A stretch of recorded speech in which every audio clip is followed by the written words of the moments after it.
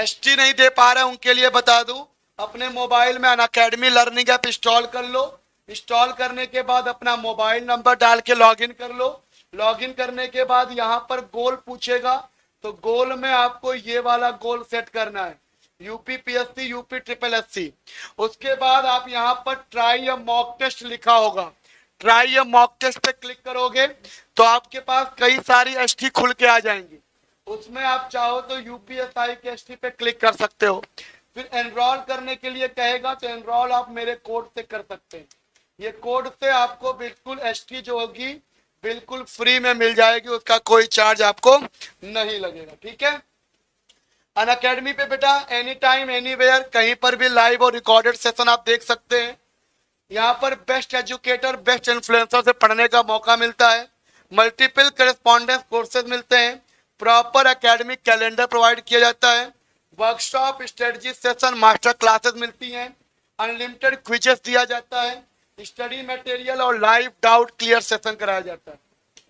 इसके साथ साथ बेटा आपको बता दूं, स्वप्निल अग्रवाल जो डिस्ट्रिक्ट ऑडिट ऑफिसर हैं यूपी पीएससी 2018, उन्होंने भी अनअकैडमी पर ही अपनी पढ़ाई किया और उन्होंने अनअकैडमी को थैंक यू बोला है कि अनअकैडमी से पढ़ के उन्होंने इस जॉब को हासिल किया है।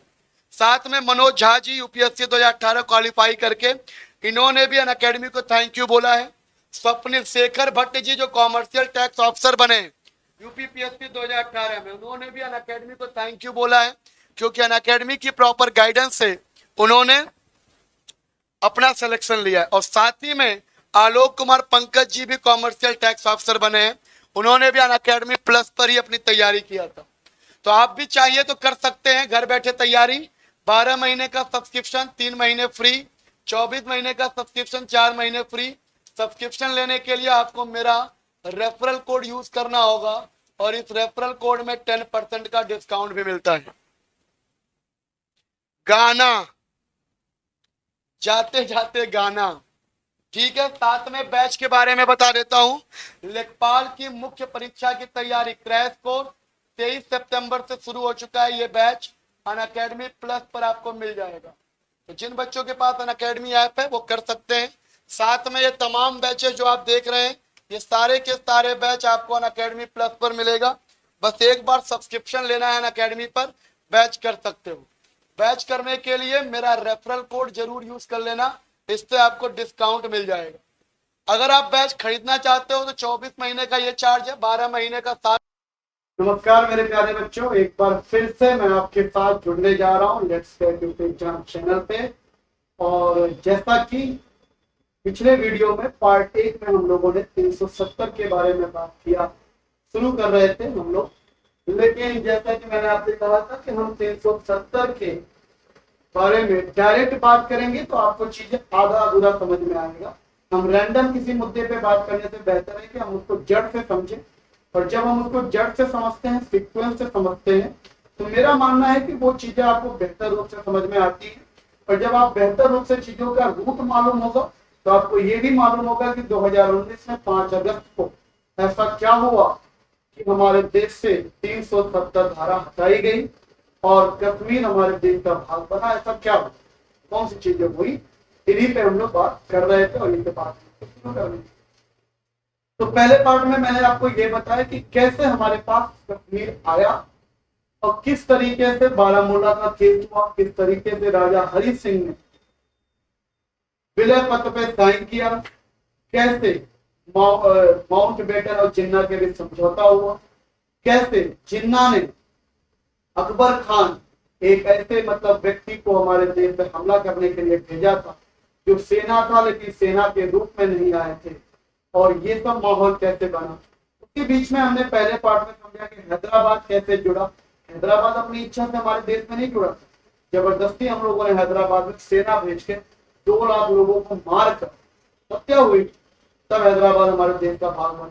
जूनागढ़ का विलय जो पाकिस्तान के साथ हो गया था, वल्लभ भाई पटेल ने विलय को मानने से इनकार कर दिया और फिर जिस तरीके से हमने जूनागढ़ को अपने देश में मिलाया। तो कहने की बात यह थी कि हमारा देश का जब एकीकरण हुआ तो बहुत आसानी से एकीकरण नहीं हुआ, बड़े बड़े पापड़ बेलने पड़े। उसी पापड़ बेलने का एक क्रिया था कश्मीर की बात हम कर रहे हैं। तो कश्मीर हमारे देश में कैसे आया, फिर यूएन ने क्या फैसला सुनाया 1948 को, और वो 3 फैसले क्या थे जिसके बारे में हमने पहले भाग में चर्चा किया है। तो यहाँ तक की कहानी जो हमने सुनाई है आपको, ये आपको पार्ट 1 में मिल जाएगा। तो जो बच्चे डायरेक्ट पार्ट 2 में आ गए हैं, हालांकि ये कहानी भी आपको समझ में आ जाएगी, पार्ट 2 भी जहाँ पे उठाऊंगा वहां की चीजें आपको क्लियर हो जाएंगी। लेकिन मजा आपको अगर लेना हो, अगर आपको इसका चरम सुख या पूर्ण आनंद लेना हो, तो वो आनंद आपको तभी मिलेगा इस चैप्टर का जब आप पहला भाग भी इसका देखेंगे। तब आपको बेस से समझ में आएगा कि 1947 से हमारे देश में क्या क्या घटनाएं घटी और किस तरीके से कश्मीर का 2/3 हिस्सा हमारे पास आया और 1/3 हिस्सा जो पीओके कहलाता वो। यूएन ने जो फैसला लिया उस फैसले पे क्या था वो भी मैंने आपको बता दिया था। उस फैसले में ये था, अगर मैं मोटा मोटा आपको बताऊं तो फैसले में ये था कि पहला फैसला तो यही हुआ था कि जहां पर भी सेना आखिरी टाइम पे होगी वही पे एलओसी बना दिया जाएगा, तो हमारे देश के एलओसी बन गए। सेकंड ये था कि चूंकि पहले पाकिस्तान की सेना घुसी है, तो पाकिस्तान की सेना जब अपने आप से अपने सेना को वापस बुला लेगी और पाकिस्तान की जितने जनता है जो मूलतः पाकिस्तानी है लेकिन कश्मीर में है इस समय, उनको जब वापस पाकिस्तान बुला लेगी तब भारत की सेना अपनी सेना पीछे करेगी, जो कि आज तक नहीं हुआ, ना पाकिस्तान करने वाली है। अगर ऐसा पहला और दूसरा कदम जब टूट जाता है, तब तीसरा नियम यह लगाया था कि तब वहां पर जनमत संग्रह होगा, जो आज तक हो नहीं पाया है और ना हो पाएगा, ऐसा उम्मीद नहीं करते हैं जनमत संग्रह कभी वहां पे हो पाएगा। क्योंकि ना पाकिस्तान अपनी सेना हटाने वाली है, पाकिस्तान नहीं हटाएगी तो फिर उस फैसले से भारत को हटाना ही नहीं है, क्योंकि भारत तो तब जनमत संग्रह तो तब होगा जब दोनों सेनाएं अपनी हटाएंगी, तो हो नहीं सकता। जितना हम लोग पाकिस्तान के बारे में अभी तक जाने हैं, तो ये मामला था पूरे पहले भाग में हमने पढ़ा था। एक बार आप पढ़ लेंगे तो आपको हरी सिंह की कहानी वानी सब मैंने सुनाई थी, बड़ी इंटरेस्टिंग कहानी, वो सब सुनेंगे आपको मजा आएगा। तो पहला पार्ट का वीडियो आप देखेंगे, लगभग 1-1.5 घंटे का वीडियो है, समझ में आ जाएगा। अब हमें बात करनी है कि उसके बाद हमारे देश में क्या हुआ, ये समझिए। 30 अक्टूबर 1947 को जो नाम मैं यहाँ पे लूंगा उस नाम के बारे में बेहतर आप तभी समझ पाएंगे जब आप पहला पार्ट देखेंगे, ठीक है। 30 अक्टूबर 1947 को शेख अब्दुल्ला को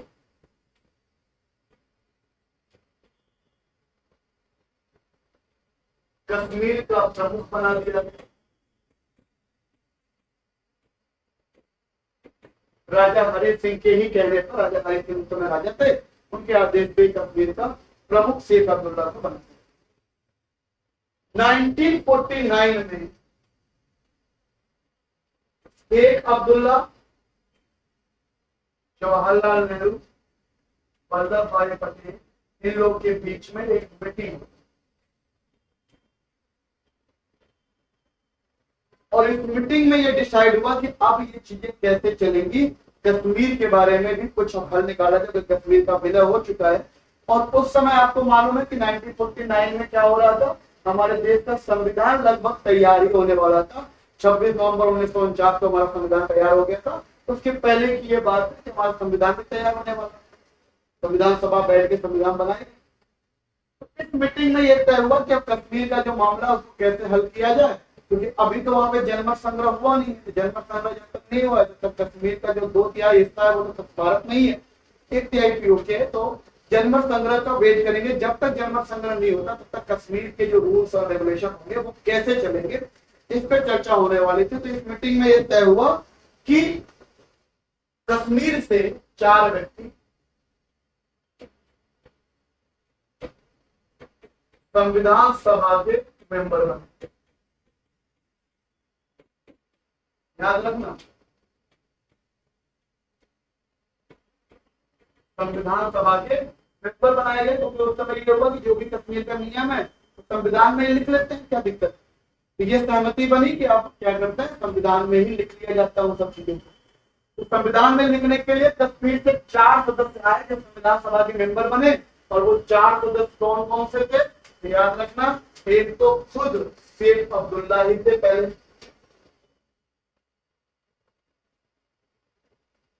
ठीक है, पहले व्यक्ति खुद शेख अब्दुल्ला थे। याद रखना, शेख अब्दुल्ला भी हमारे संविधान सभा के मेंबर थे, क्योंकि बाद में बने, शुरू में तो नहीं थे, बाद में। शेख अब्दुल्ला का ही एक बहुत ही घनिष्ठ मित्र अफजल मिर्जा बेग थे, शायद यही नाम था उनका, मिर्जा अफजल बेग।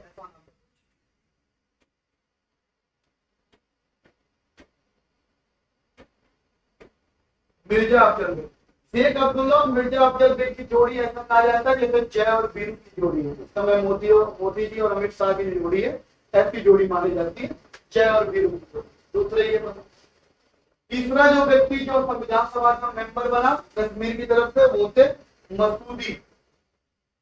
मसूदी भी थे, राजनीतिक भी थे, वहां से वो बने। और चौथा व्यक्ति जो थे वो हिंदू थे, मोतीराम भांगड़ा नाम था उनका, शायद हाँ यही नाम था, मोतीराम भांगड़ा।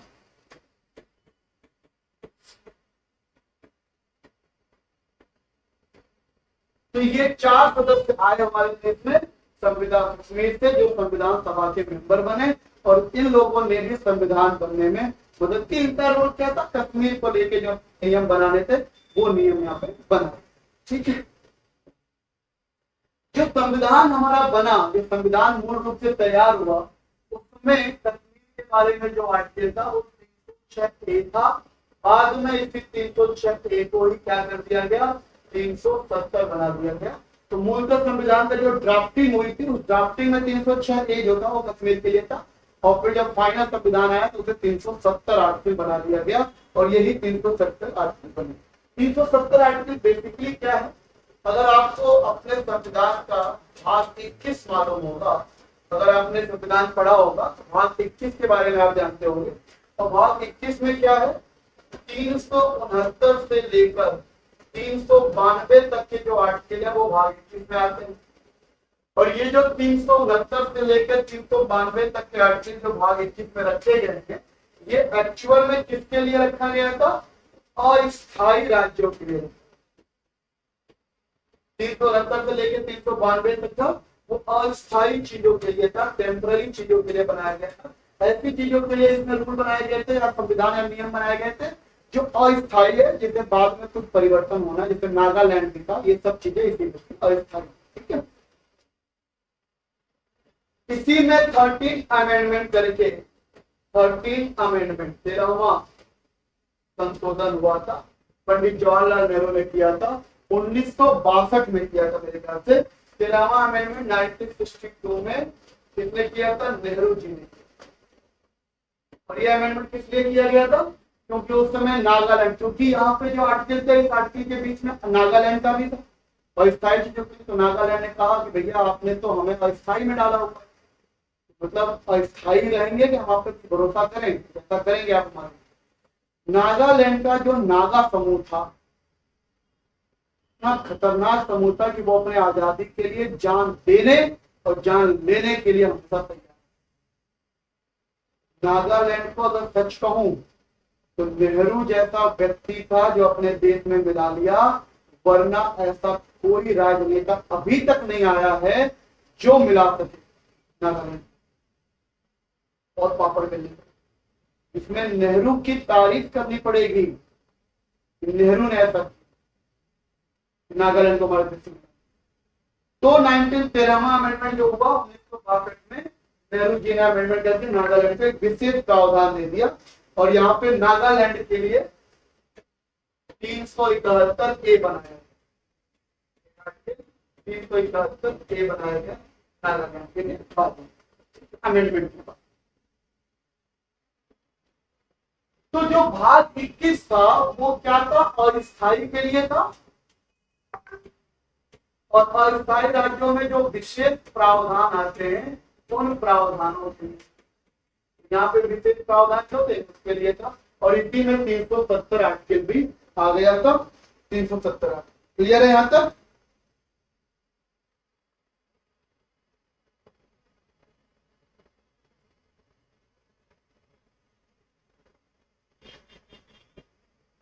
ठीक है, अब हम समझेंगे कि आर्टिकल 370 है क्या, इस बात को ध्यान से समझेंगे। आर्टिकल 370 जिसकी इतनी चर्चा हो रही है वो बेसिकली है क्या, या था कश्मीर के लिए बनाया गया था वो आर्टिकल 370 क्या। आर्टिकल 370 के अंदर कई क्लॉज थे। फर्स्ट क्लॉज, सेकेंड क्लॉज और थर्ड।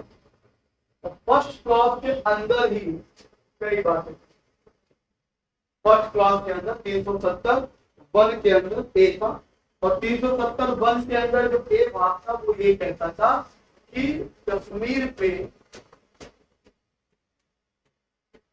आर्टिकल 238 लागू नहीं होगा। आर्टिकल 238 क्या था? आप ये आपके जेल में आ रहा हो कि आर्टिकल 238 क्या था जो ये लागू नहीं होगा? जम्मू और कश्मीर पे आर्टिकल 238 लागू नहीं होना था। अगर हम 238 आर्टिकल के बारे में बात करें तो सबसे पहले मैं आपको बता दूं, आपको मालूम है कि स्टेट राज्य को लेकर जो कानून बने थे, भाग 6 ध्यान से समझना, भाग 7, भाग 8,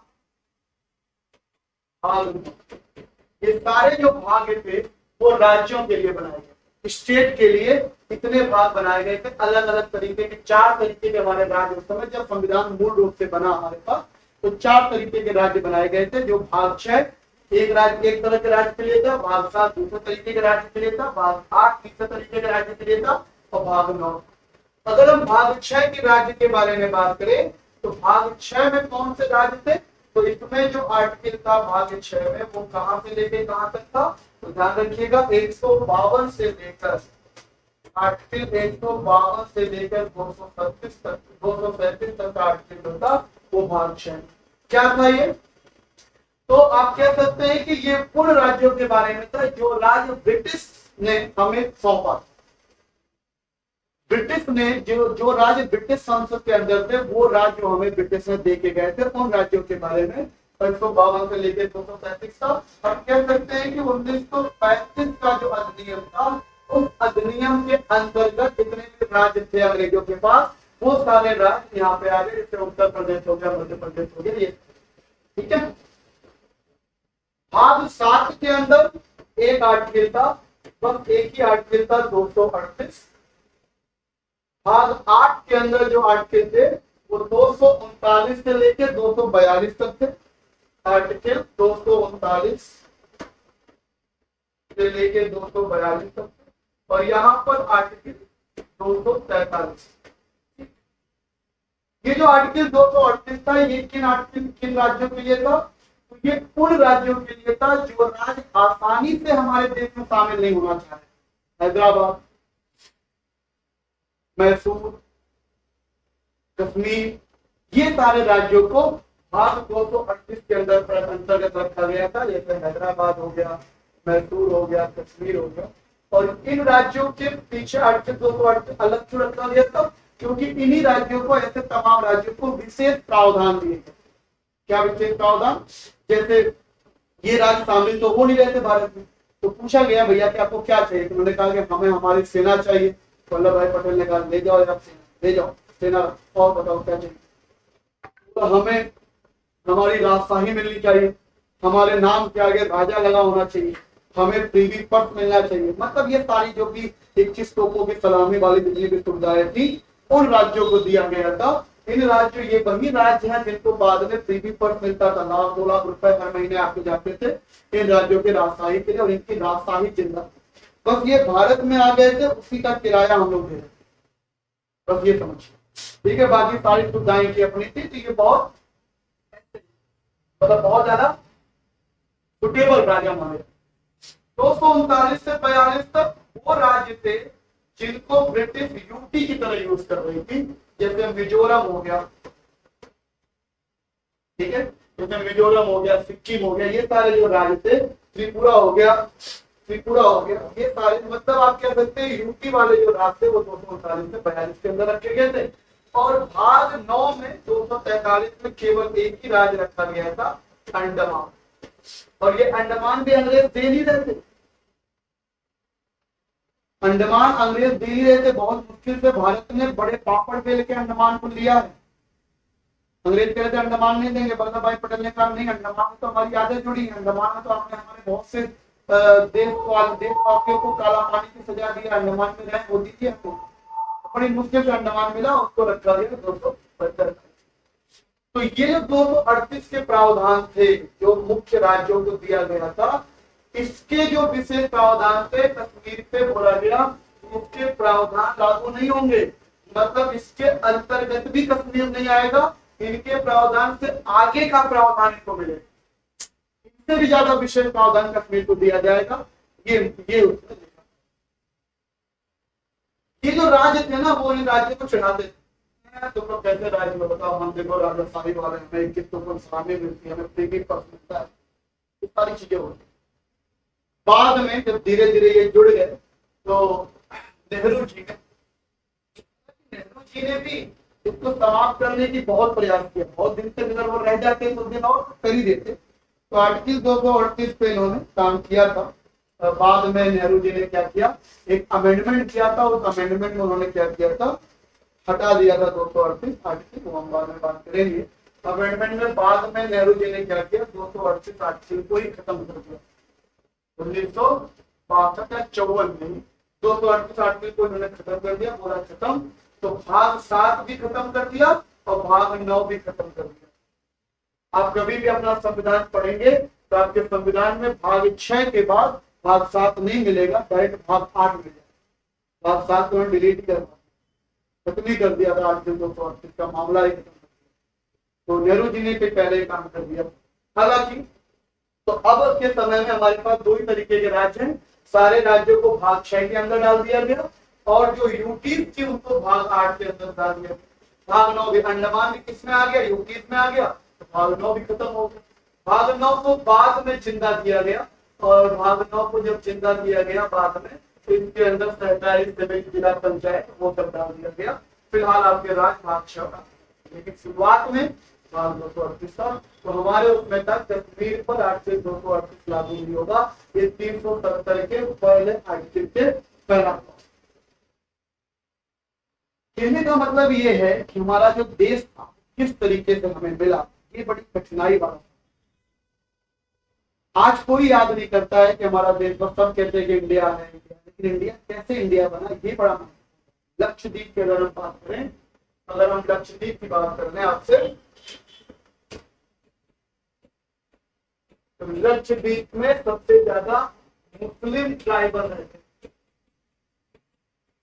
आदिवासी रहते। इनको पता ही नहीं था क्या भारत है क्या पाकिस्तान है, इनको कुछ नहीं पता था। लक्षद्वीप तो हमारे देश में ऐसे जुड़ा आधे घंटे के अंतर में। तब वल्लभ भाई पटेल को लगा कि एक काम करो, अपनी सेना को भेजा, नौसेना को, जाओ लक्षद्वीप के पास जल्दी झंडा गाड़ दो। हमारी नौसेना गई लक्षद्वीप के पास, तिरंगा गाड़ के चली आई। और आपसे इंडिया के लोग पूछ रहे हैं मुस्लिम ट्राइबल की ये क्या है, बोला क्या से तुम इंडिया में हो, बोले इंडिया क्या है, उनको पता ही नहीं, वो नहीं जानते इंडिया क्या है पाकिस्तान क्या, उनको ट्राइबल फर्क नहीं पड़ता। कहा जाता है कि जैसे इंडिया वॉर में झंडा गाड़ा, पाकिस्तान की सेना मात्र आधे घंटे बाद पहुंची वहां। आधे घंटे बाद पाकिस्तान की सेना पहुंची और जब पाकिस्तान की सेना पहुंची देखी कि इंडिया ने झंडा गड़ चुका है तो वापस। क्या वहां पे जनमत संग्रह कैसे करना, तुमको पता ही नहीं था जनमत संग्रह क्या। पहले तो ये बताओ कि किसको वोट करना है और कैसे करना है, वोट होता क्या है, ये नहीं बताओ। कौन माथा पच्ची करता, इंडिया झंडा लक्षद्वीप ऐसे हमारे देश। फ्रांस की अगर हम बात करें तो फ्रांस वाले जो थे, चंदर नगर की अगर हम बात करें तो फ्रेंच वाले कह रहे थे कि मतलब फ्रेंच जा नहीं रहा, बोले कि जनमत संग्रह करवा लो, हमारे फ्रेंच कहीं नहीं जाएंगे, फ्रेंच सब लोग फ्रांस के अंदर रहने, जनमत संग्रह करवा लो। वल्लभ भाई पटेल ने कहा ठीक है करवा लेते। जनमत संग्रह हुआ चंदर नगर में, जो बंगाल के पास एरिया है। वहां पर यकीन मानिए कि जनमत संग्रह हुआ तो लगभग 5000 वोट भारत की तरफ आया तो फ्रांस की तरफ 114 वोट। ऐसे चंदर नगर हमने देखा। दमन द्वीप की अगर हम बात करें, गोवा दमन द्वीप, गोवा की अगर हम बात करें तो गोवा कैसे हमारे देश में आया, पुर्तगाली जा ही नहीं रहे, बोले हम गोवा नहीं छोड़े। बाद में 1961 में नेहरू ने अपनी सेना भेजी, सुबह सेना गई, शाम तक खाली, शाम तक अपना कब्जा हो गया, शाम तक हमारे पास हुआ। जनमत संग्रह थोड़ी हुआ था, ऐसे एरिया पे डायरेक्ट हम लोग कब्जा कर लिए। गोवा पे कब्जा हो गया। दमन द्वीप की अगर हम बात करें तो दमन इधर था, द्वीप इधर था, इन दोनों के बीच में विद्रोह होना शुरू हुआ, दोनों के बीच में विद्रोह हुआ, जनता ने विद्रोह कर दिया। अब ना इधर की सेना इधर जा पा रही है, ना इधर की सेना इधर जा पा रही है, क्योंकि बीच का एरिया किसका था? इंडिया था। इंडिया ने कहा कि हम देंगे नहीं, हम अपना एयर स्पेस ही नहीं देंगे, अपना रुक ही नहीं देंगे, जाओ कर लो, या तो हमसे विलय करो तब हम करेंगे। मामला यूएन तक गया, यूएन ने कहा भाई सही कर रहा हो तो भारत की जमीन है, भारत क्यों देगा? इस तरीके से हमें दमन और दीप को हटा, कई सारे राज्य, कई सारे पापड़ बेलने से, कई सारी चीजें करने के बाद हमारा देश एक आसान हुआ नहीं था उस समय एक करना। आज बहुत आसान होता है, आज किसी को नहीं आते।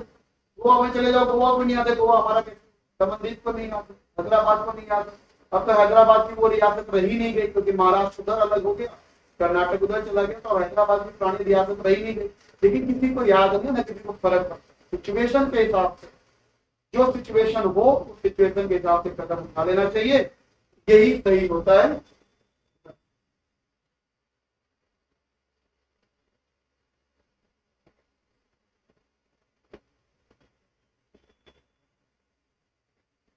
जैसा कि मैंने आपको बताया कि यहाँ पर भाग 7 को इन्होंने 1956 में नेहरू जी ने डिलीट कर दिया था, तो भाग 9 को डिलीट कर दिया था। भाग 9 जो है वो 73वां अमेंडमेंट जब हुआ है, 73वां अमेंडमेंट, उसमें जाके चिंता किया गया वापस, ये तो मैंने बता दिया। तो आर्टिकल 370 का ये हुआ, तो ये हुआ कि 238 वाला जो आर्टिकल 370 के अंदर ये लिखा कि आर्टिकल 238 कश्मीर पे लागू नहीं। ठीक है, पहला क्लॉज। अब कर दो दूसरे क्लॉज की बात करते हैं।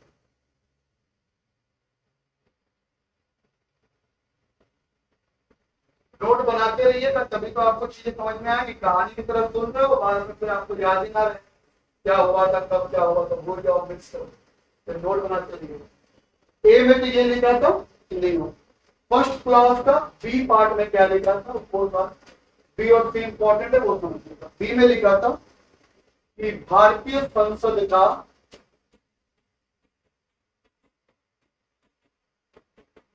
जम्मू और कश्मीर पर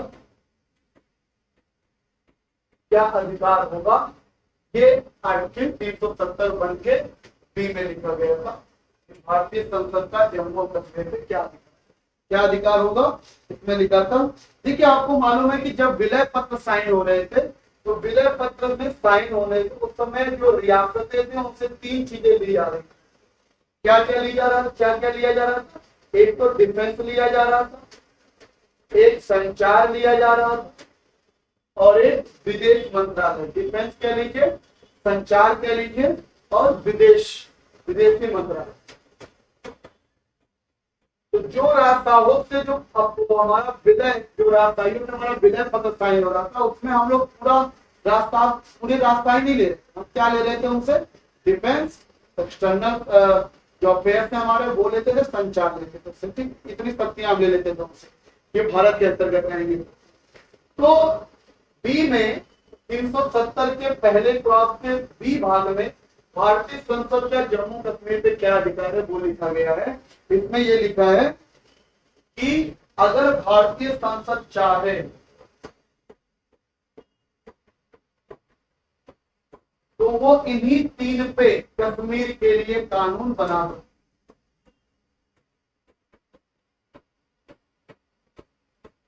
केवल इन्हीं 3 चीजों पे, डिफेंस पे, संचार पे और विदेशी अफेयर पे, केवल इन्हीं 3 पे अगर भारतीय संसद चाहे तो वो कानून बना सकती है, क्योंकि विलय पत्र में ये 3 चीजें ही उनको सौंपा। एक तो ये था 370(1)(b), दूसरा ये था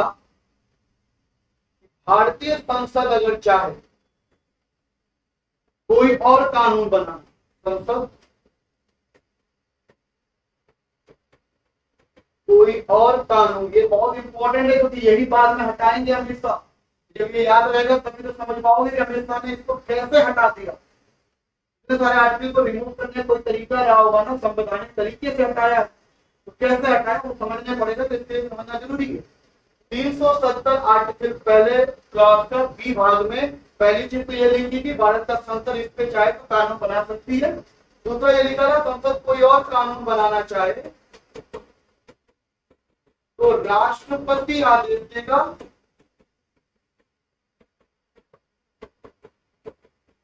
और ये राष्ट्रपति आदेश तब देगा, राष्ट्रपति आदेश भी किससे देगा बेटा? जम्मू कश्मीर राज्य के, जम्मू कश्मीर राज्य के सहमति से। मतलब अगर कोई और कानून बनाना है तो जम्मू कश्मीर के राज्य के सहमति होनी चाहिए। राज्य के जो मंत्री परिषद है, जो वहां के राज्यपाल है, उनसे बात करेगा। अगर वो लोग सहमति देंगे तो हाँ ये कानून बना लीजिए, तब राष्ट्रपति आदेश निकालेगा और तब वो चीजें कानून बनाया जा सकता है। ये अधिकार दिया गया था 370 क्लॉज 1 के बी में ये। ठीक, सी की बात करें, सी में क्या लिखा हुआ था? इसमें लिखा गया था कि भारतीय संविधान का केवल आर्टिकल 1 और आर्टिकल 3 ही कश्मीर पर लागू होगा। आर्टिकल 1 और आर्टिकल 3 ही, सॉरी आर्टिकल 1 और आर्टिकल 3 कश्मीर पे लागू होगा, इसके अलावा कोई और आर्टिकल नहीं। ठीक है, और इसका डी भाग क्या था ये भी समझते हैं। डी भाग यहां लिख लेता हूं, समझना। इसमें डी भाग ये दिया था कि यदि कोई और आर्टिकल लागू कराना हो, ये क्या था, संसद कोई कानून बना रही थी तो, और यदि कोई और आर्टिकल लागू कराना हो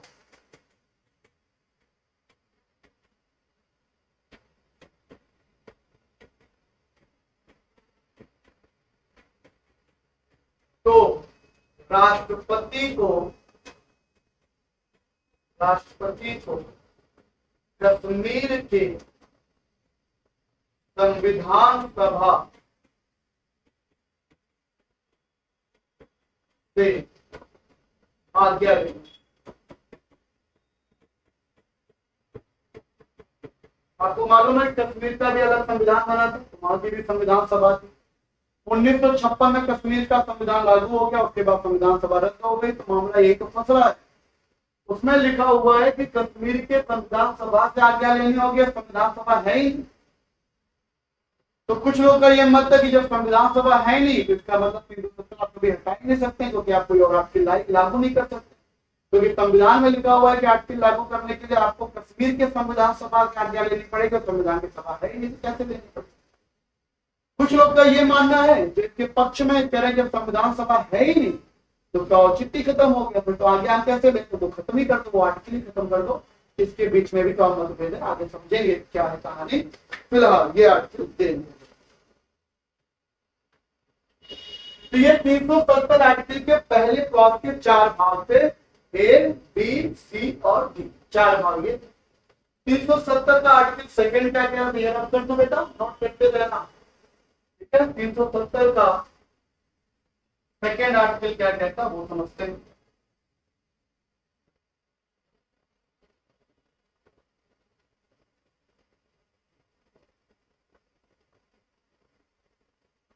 तीन सौ सत्तर का सेकेंड क्लॉज क्या कहता है? सेकेंड क्लॉज ये कहता है कश्मीर को, इसी क्लॉज की तरफ, कश्मीर को संविधान और अलग फ्लैग यानी झंडा का परमिशन, एक तो ये लिख दिया। और दूसरी चीज इसमें ये लिख दी गई थी, और इसमें ये भी लिखा गया 370 की तरफ, जब कश्मीर का संविधान बन रहा है तो जब कश्मीर का संविधान बन रहा है तो कोई भी नियम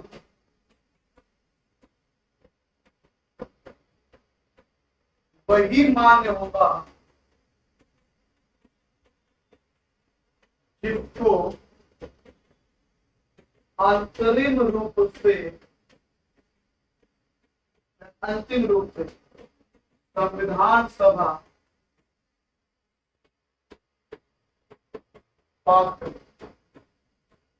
मतलब जम्मू कश्मीर में वही रूल माने जाएंगे, वही नियम जो वहां के संविधान सभा द्वारा पास किया जाएगा।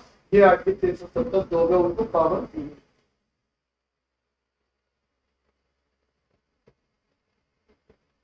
ठीक है। और 370 आर्टिकल 3 में ये लिखा गया है, अगर हम इस वाले आर्टिकल की बात करें तो इसमें ये लिखा गया है, बहुत प्रमुख नहीं है, आप नोट कर सकते हैं या जान सकते हैं, सुन के भी लिख सकते हैं और वीडियो पॉज करके लिख लीजिएगा।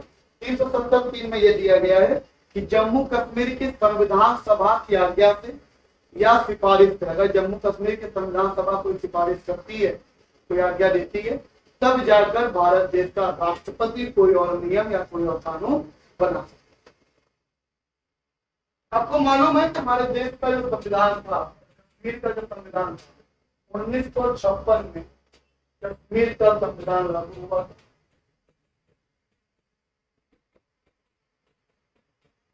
कश्मीर का संविधान 1956 में लागू किया गया। ठीक है। जब बैठक हो गई, जब चीजें हो गई, तो बातचीत हुई फिर कि भैया जब संविधान सभा हमारा बैठ गया, हमारा भारत का संविधान सभा जब सब कुछ फाइनल हो गया, तो अब ये हुआ कि अब कैसे काम शुरू किया जाए, तो कश्मीर से कैसे किस तरीके से चीजें शुरू की जाए, कोई आदेश पारित करिए। तो पहला आदेश 1950 में राष्ट्रपति का पहला आदेश है।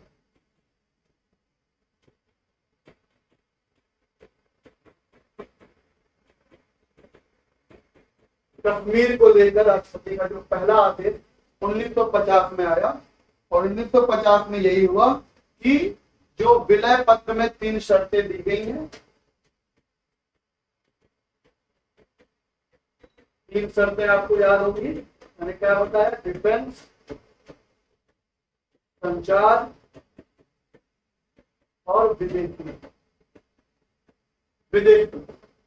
तो उसमें आदेश आ गया संविधान विधान 3 शर्तें, विलय पत्र की जो 3 शर्तें हैं ये कश्मीर पे लागू कर दी गई।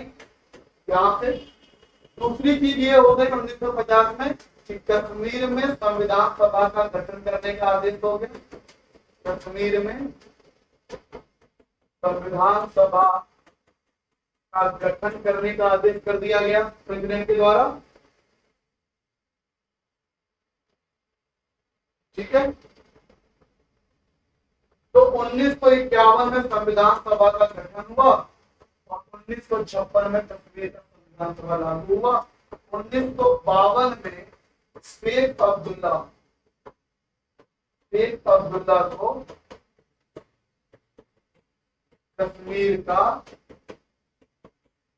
पीएम बना दिया गया। और जैसे ही कश्मीर का पीएम बने शेख अब्दुल्ला ने सबसे पहला काम क्या किया, राजा हरि सिंह को निष्कासित किया राजा के पद।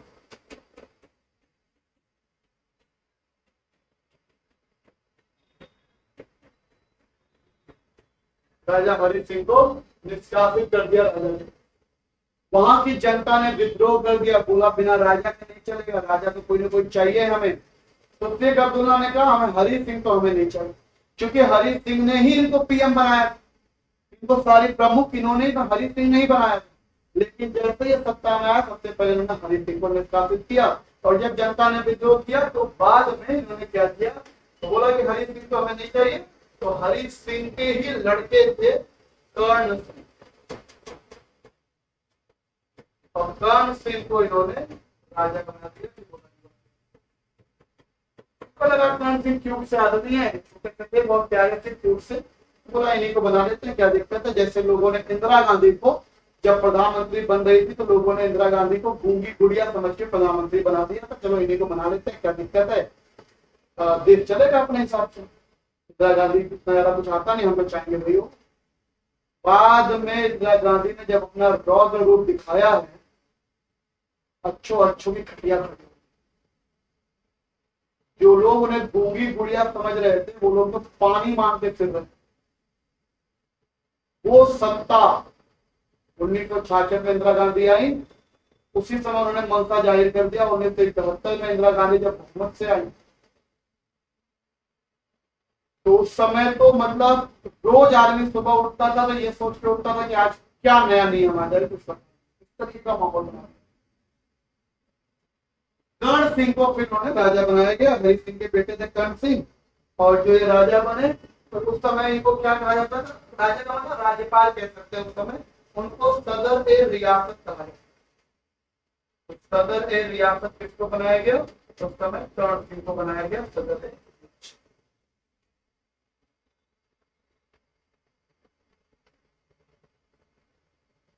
1952 में शेख अब्दुल्ला ने कर्ण सिंह को क्या बनाया, सदर ए रियासत। 1953 में ध्यान रखिएगा, कर्ण सिंह ने अब्दुल्ला की सरकार को बर्खास्त।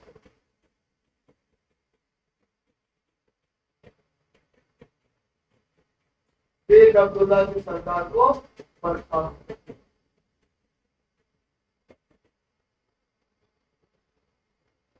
और कहा जाता है कि उस समय जो शेख अब्दुल्ला थे, उस समय अगर हम बात करें शेख अब्दुल्ला की, तो उस समय जो मामला ये चल रहा था कि शेख अब्दुल्ला जैसे ही प्रमुख बने, पीएम बने, उनका दिमाग घूम गया। दिमाग किस प्रकार घूम गया, अब वो क्या करने लगे, भारत और पाकिस्तान दोनों से बार्गेनिंग करने लगे। क्योंकि पाकिस्तान से भी कहते हैं हम तुमसे मिल लेंगे, कोई दिक्कत नहीं, कश्मीर हमें दे दो पूरा। भारत से भी बार्गेनिंग करने लगे। और नेहरू को बहुत झपड़ा झटका लगा, यार इस आदमी के लिए हमने क्या क्या पापड़ बेले, कैसे कैसे इसको हमने कितना इस पे विश्वास किया, और ये आदमी इस तरीके का गेम खेल। दोस्त से चुकी शेख अब्दुल्ला नेहरू। लेकिन वही ना, सत्ता में आने के बाद लोग अहंकार में चूर हो जाते हैं, उसी तरीके से शेख अब्दुल्ला चूर हो गए।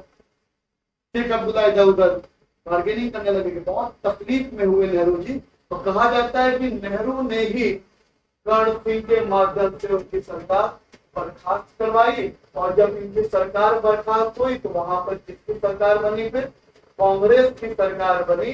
और कांग्रेस के जो वहां पे सीएम बनाए गए या वजीर आजम जिनको बनाया गया, वो कौन बनाया गया, बख्शी गुलाम अहमद।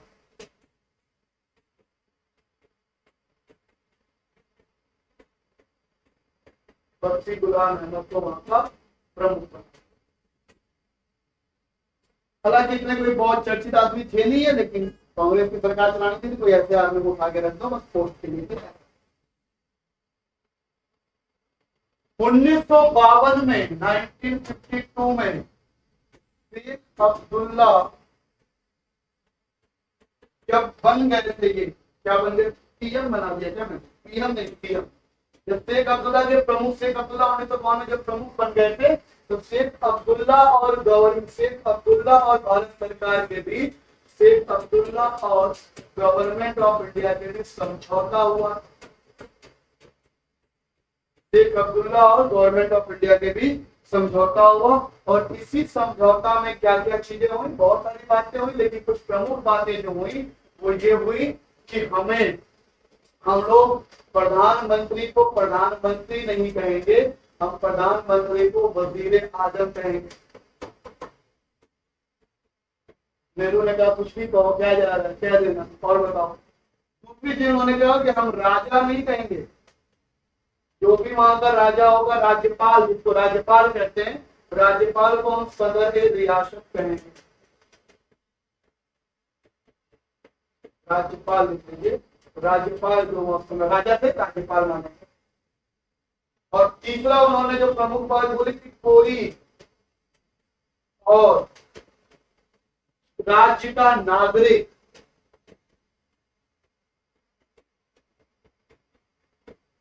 कश्मीर में नहीं रहे।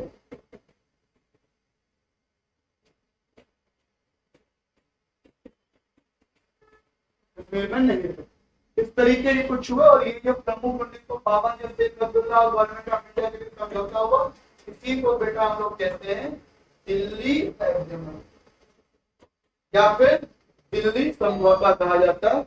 यही उनके बीच में दिल्ली समझौता।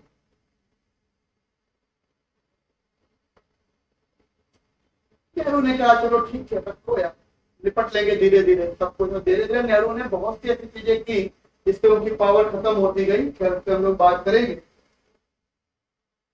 ये 1952 में हुआ, 53 में शेख अब्दुल्ला खत्म हो गए, बर्खास्त कर दिया गया। 1954 में, ये सबसे इंपॉर्टेंट है, 1954 में राष्ट्रपति का आदेश। 1950 में एक आदेश आया था, वो इतना महत्वपूर्ण नहीं था। 1954 में जो राष्ट्रपति का आदेश आया, और राष्ट्रपति का आदेश जिसको जम्मू कश्मीर कहा जाता है, वो आदेश सबसे महत्वपूर्ण था।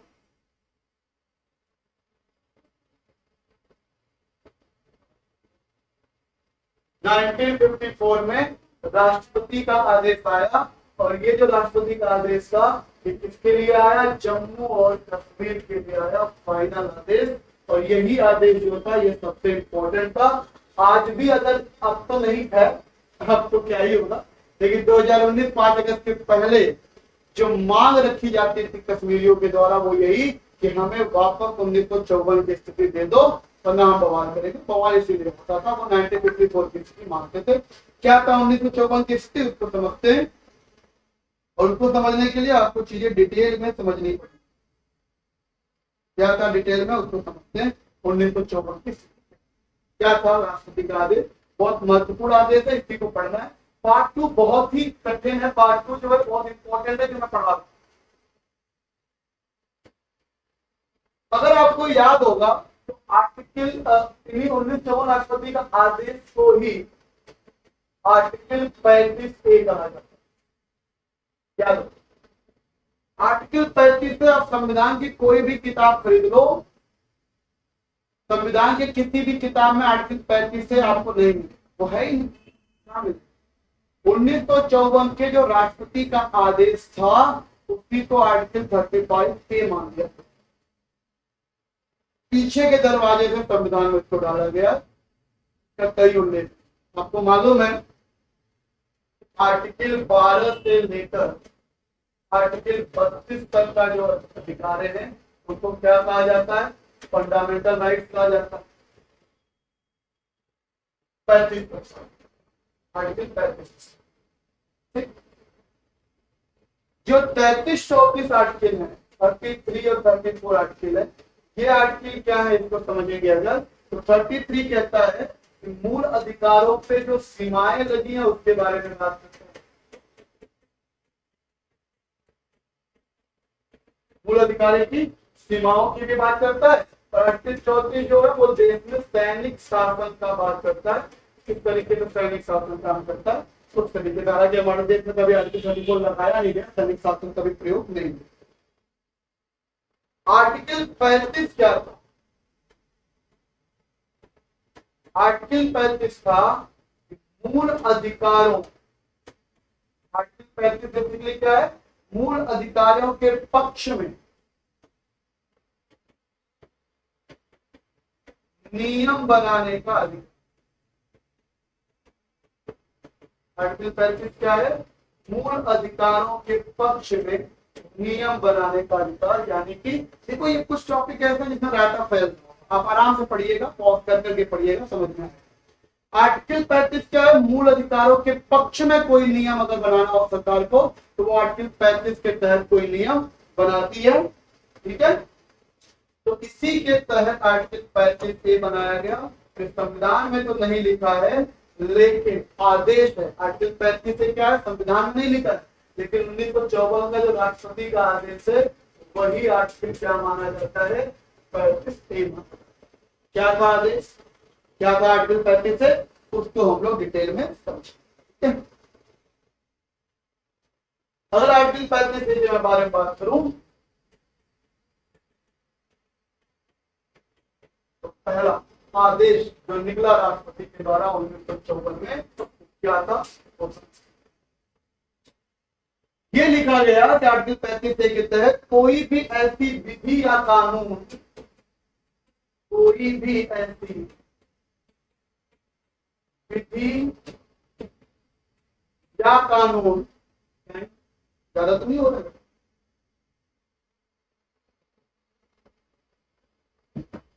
कोई भी ऐसा विधि या कानून जम्मू कश्मीर पे लागू नहीं होगा।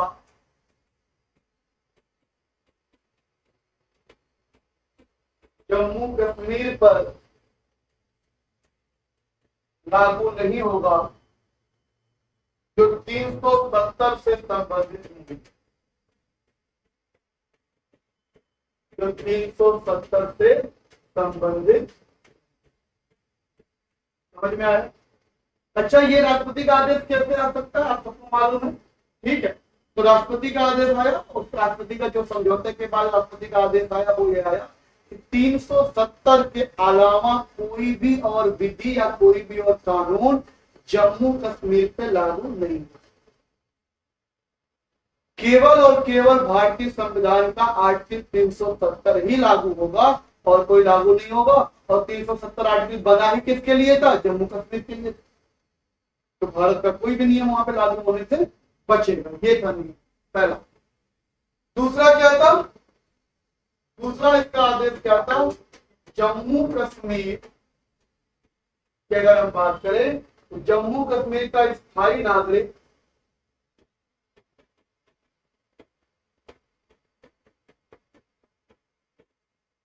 कौन होगा, यह निर्णय भी जम्मू कश्मीर लेगा।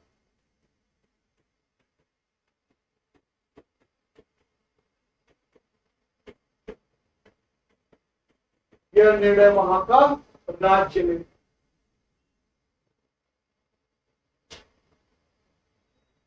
ठीक है, मतलब जम्मू कश्मीर डिसाइड करेगी कौन वहां का स्थायी नागरिक है और कौन वहां का स्थायी नागरिक नहीं। वहां के स्थायी नागरिकों को विशेषाधिकार मिलेगा। वहां के स्थायी नागरिकों को विशेषाधिकार दिया गया।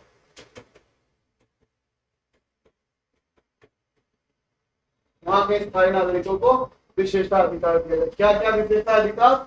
जैसे वहां के स्थायी नागरिक जो है उन्हीं को जमीन का अधिकार है, वो जमीन ले सकते हैं। मतलब यदि आप चाहो अगर कश्मीर में जाके जमीन लेना तो आप ले सकते। वहां का स्थायी नागरिक होना जरूरी है, तभी आप कश्मीर में नागरिक जमीन ले सकते।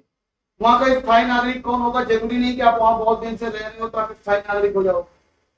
वहां का जो नियम था स्थायी नागरिक का बहुत ही अलग नियम था। स्थायी नागरिक के लिए अगर वहां की महिला, मैं बताऊंगा आगे क्या क्या स्थायी नागरिक का वहां कॉन्सेप्ट था। यहाँ पर दूसरा विशेषाधिकार क्या है कि राज्य में, कश्मीर राज्य में नौकरी केवल स्थायी नागरिक को मिलेगी।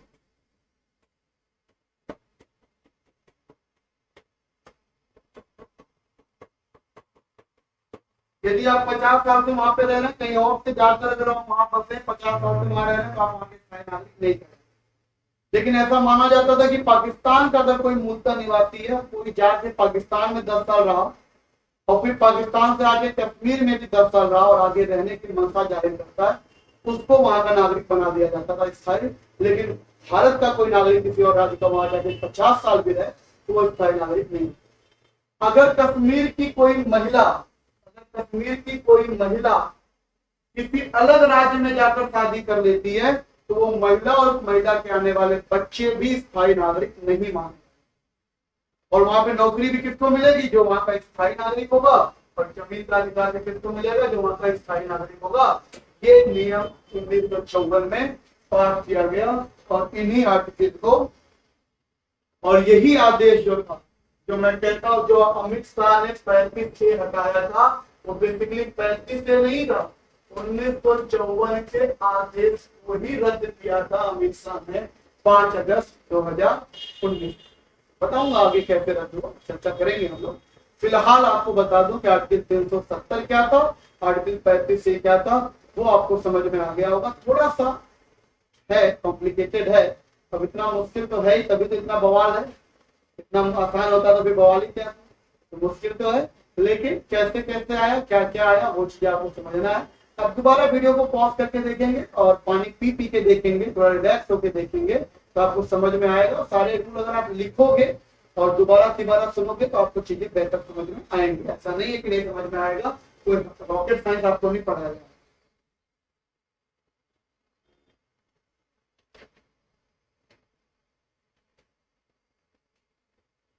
जम्मू कश्मीर, उधर मामला किस तरीके से काम कर रहा था, ये तो आपका 35 से और 370 आपको समझ में आ गया। शेख अब्दुल्ला को गिरफ्तार कर लिया गया क्योंकि शेख अब्दुल्ला बहुत ही ज्यादा डाका फैला रहे थे उस समय, बहुत ज्यादा विद्रोह के मूड में थे, तो नेहरू ने उनको गिरफ्तार करवा दिया था। दोस्त से गिरफ्तार करवा के बोला कि भैया उनका मोबाइल फोन तक छीनवाया गया था, नजर बंद करवा दिया कि वो मामला गड़बड़ा है। दोस्त थे नेहरू के, लेकिन राष्ट्र हित में उनका आजाद रहना सही नहीं था, इसलिए उन्होंने बंद करवा दिया। और ऐसा माना जाता है, किताब में लिखा हुआ कि बहुत दिनों तक सत्ता से बाहर थे शेख अब्दुल्ला जी, वो भी परेशान हो गए अंतिम समय। सबको मालूम है 1962 में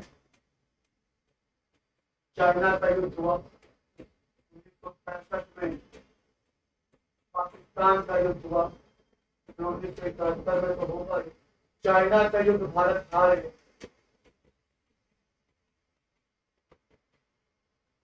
और इस बात से लेके काफी ज्यादा सदमे में थे जवाहरलाल नेहरू कहा जाता है कि अपने अंतिम समय में चाहते थे कि मैं कश्मीर का मुद्दा हल करके जाऊं। ऐसी कई किताबों में पढ़ने को आपको मिलेगा, अगर आप राइवल्स फ्रीडम पढ़े, फ्रीडम इंडिया किताबों का उचित नाम मुझे अभी याद नहीं आ रहा, लेकिन 3-4 किताबें मैं आपको वहां पर डिस्क्रिप्शन में डाल दूंगा, उनको 3-4 किताबों के बारे में पढ़े तो आपको जानकारी मिलेगी। क्या कहा जाता है कि नेहरू अपने मरने के पहले शेख अब्दुल्ला से मिले थे, मीटिंग की। शेख अब्दुल्ला भी बहुत आदीन आ गए थे क्योंकि वो कैद में थे, सत्ता का लोग उठा नहीं पा रहे थे, उसमें कांग्रेस की सरकार थी, तो चाहते थे वे शेख अब्दुल्ला से मिलकर कुछ नया रास्ता निकाला जाए कश्मीर को लेकर। मीटिंग भी हुई थी शेख अब्दुल्ला, लेकिन बात बनी नहीं। एक और मीटिंग होने वाली थी शेख अब्दुल्ला से 1964 में पंडित नेहरू की, और कहा जाता था कि इस मीटिंग में कोई रास्ता निकलने वाला था भारत और कश्मीर का, लेकिन उन्होंने कहा कि 2-3 दिन बाद मैं आता हूं मिलने। पाकिस्तान चले गए थे शेख अब्दुल्ला। कहा जाता है कि जब वो लौट कर आए तो नेहरू मर चुके।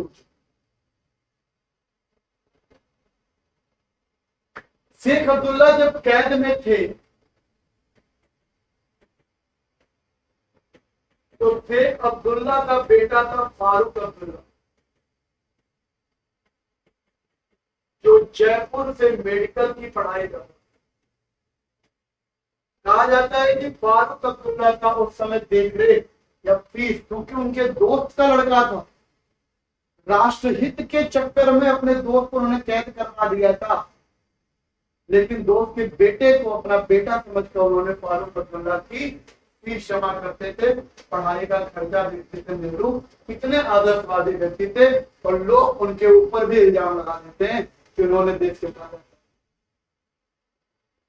कहता हूं कि अगर कोई व्यक्ति 17 साल या 20 साल तक शासन करेगा, एक आध गलतियां तो होंगी उससे, ऐसा नहीं है कि वो सारी चीज सही करेगा, और वो उस समय की स्थिति में आगे सोचेगा, ना कि वो 2019 की स्थिति में आगे सोचेगा। तो माने कि हम ये मानते हैं कि कश्मीर को लेकर थोड़ी सी गलती नेहरू ने करी थी, लेकिन वो गलती इंटेंशनली किया गया था, देश के प्रति साजिश था, ऐसा मैं नहीं मानता। और कोई भी ऐसा नेता नहीं है, खुद मोदी जी भी नहीं है, या खुद कोई भी ऐसा नेता इस समय नहीं है, या कोई भी नेता, क्योंकि सब इंसान है।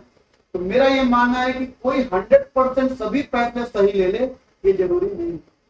अच्छे से अच्छे नेता से भी गलतियां हो जाती हैं, वो छोटी सी गलती हुई, लेकिन इंटेंशनली हुई, देश के प्रति गद्दारी थी। इस बकवास को मैं नहीं मानता, और एक पढ़ा लिखा व्यक्ति कोई नहीं मानेगा। बातें अपने अपने, और ना मैं किसी पार्टी से बिलोंग, क्योंकि अभी मैं जब आपको पार्ट 3 पढ़ाऊंगा तो मैं बताऊंगा कि मोदी गवर्नमेंट ने छक्के छुड़ा दिए थे कश्मीर के और पाकिस्तान, वो भी बताऊंगा। तो मैं किसी विशेष पार्टी के पक्ष में नहीं बोलता हूँ, और मैं शिक्षक हूँ, तो मुझे किसी पार्टी की तरफ झुक के बात नहीं करनी, मैं तथ्यों पे बात करता हूँ, वो तथ्य मैं आपसे बताऊँ।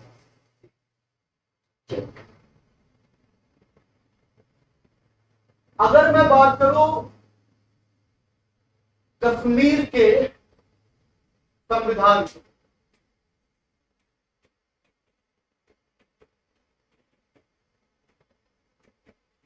तो कश्मीर के संविधान में बहुत प्यारा सा संविधान 158 आर्टिकल है। कश्मीर के संविधान की अगर हम बात करें 158 आर्टिकल, 13 भाग है इसमें, और शायद 8 या कितनी 7 अनुसूचियां, 7 शेड्यूल पूरे कश्मीर के संविधान। अगर इनके संविधान में कुछ प्रमुख बातें अगर मैं आपको बताऊं कि क्या क्या इनके प्रमुख बातें हैं, तो 158 के आर्टिकल में प्रस्तावना में ही लिखा हुआ है, जम्मू कश्मीर के संविधान का प्रस्तावना उसमें ही लिखा हुआ है कि जम्मू कश्मीर भारत का राज्य था और रहेगा। ये उनकी प्रस्तावना में ऐसा लिखा हुआ है। प्रस्तावना में ये लिखा है, अगर हम बात करें भाग 3 में, प्रस्तावना में लिखा हुआ है कि भारत का हिस्सा है, ठीक है। आर्टिकल 5 में बात करें अगर, और जो प्रस्तावना में लिखा गया है वही आर्टिकल 3 में भी लिखा गया है। आर्टिकल 5 में कश्मीर को कुछ अवशिष्ट शक्तियां जो दी गई हैं वो लिखा गया है, अवशिष्ट शक्तियों के बारे में लिखा गया, ठीक है।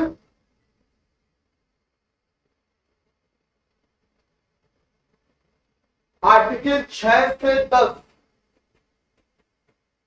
स्थायी नागरिक कश्मीर के जो कैसे होंगे, वो स्थायी नागरिकता के बारे में आर्टिकल 6 से 10 में कश्मीर के संविधान में दिया गया है कि कैसे हो, ठीक है। यहां पर आर्टिकल 92 में लिखा गया है कि अगर किसी भी तरीके का विद्रोह होता है तो यहाँ पे राज्यपाल शासन लगेगा, और राज्यपाल शासन की मैक्सिमम टाइम जो लिखा गया वो 6 महीने लिखा गया। 6 महीने के बाद क्या होगा ऐसा नहीं लिखा गया आर्टिकल 92।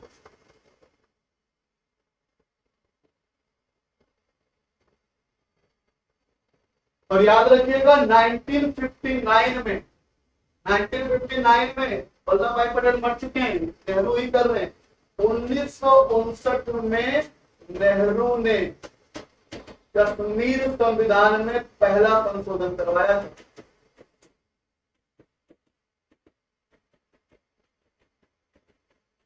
पहला संशोधन करवाया था इन्होंने। क्या करवाया था?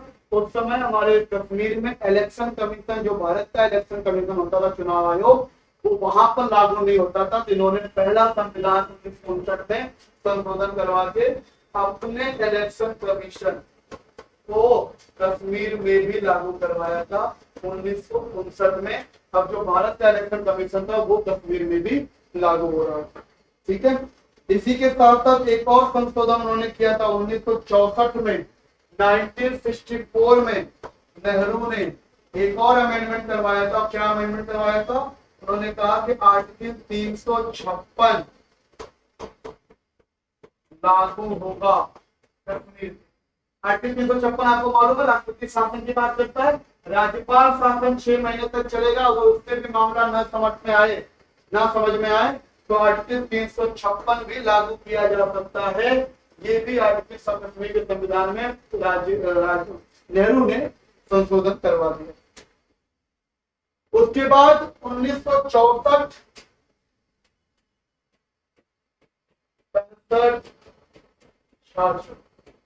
और अब आ चुके थे कौन?